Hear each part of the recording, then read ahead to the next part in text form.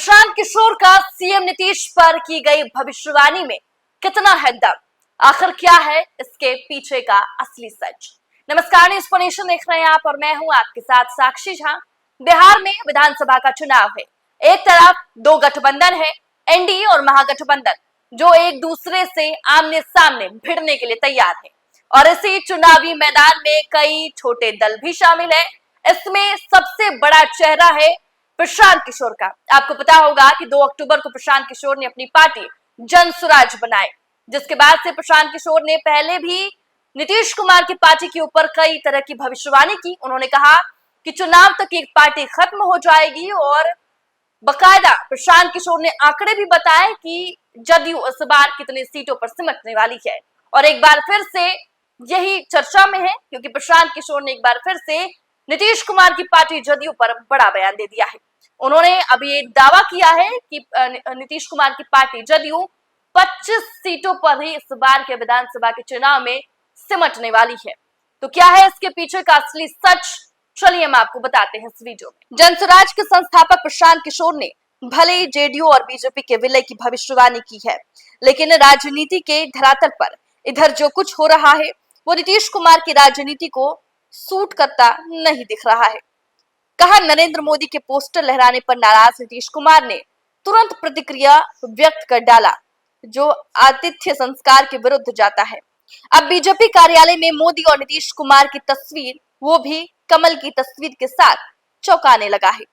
प्रशांत किशोर तो बहुत पहले से ये बात कह रहे हैं कि जेडीयू और बीजेपी एक साथ मर्ज कर जाएगी।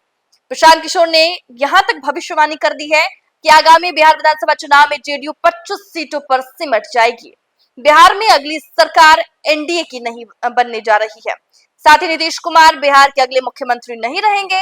अगर उनकी भविष्यवाणी गलत हुई तो वो राजनीति से संन्यास ले लेंगे।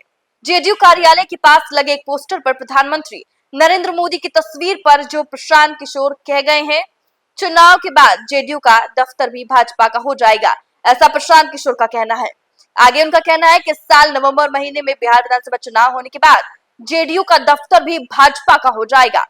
चुनाव के बाद ना तो नीतीश मुख्यमंत्री रहेंगे और ना ही जेडीयू कोई पार्टी बचेगी।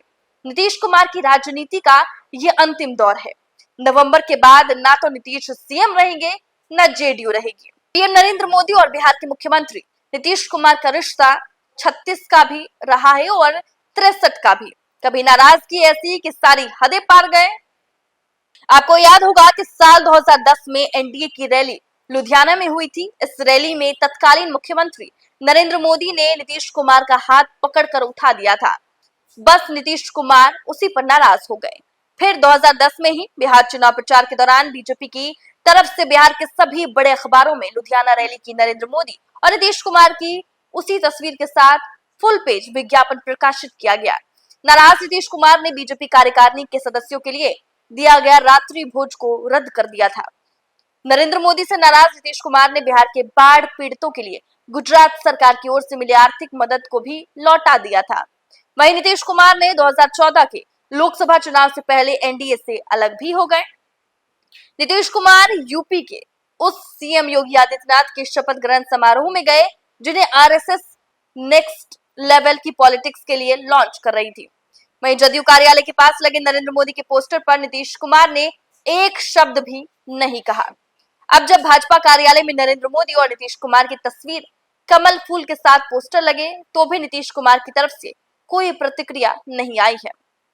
तो देखिए, जनस्वराज के सूत्रधार प्रशांत किशोर ये बात लगातार दोहरा रहे हैं कि बिहार विधानसभा चुनाव के बाद जदयू खत्म हो जाएगी। साथ ही वो ये भी कह रहे हैं कि जदयू बीजेपी में मर्ज हो जाएगी और जदयू इस बार के चुनाव में सिर्फ 25 सीटों पर ही सिमट कर रह जाएगी। क्या कुछ इनसाइड स्टोरी थी, हमने आपको वो तमाम बातें बताई। फिलहाल के लिए हमें दीजिए इजाजत। आप देखते रहें न्यूज़ नेशन।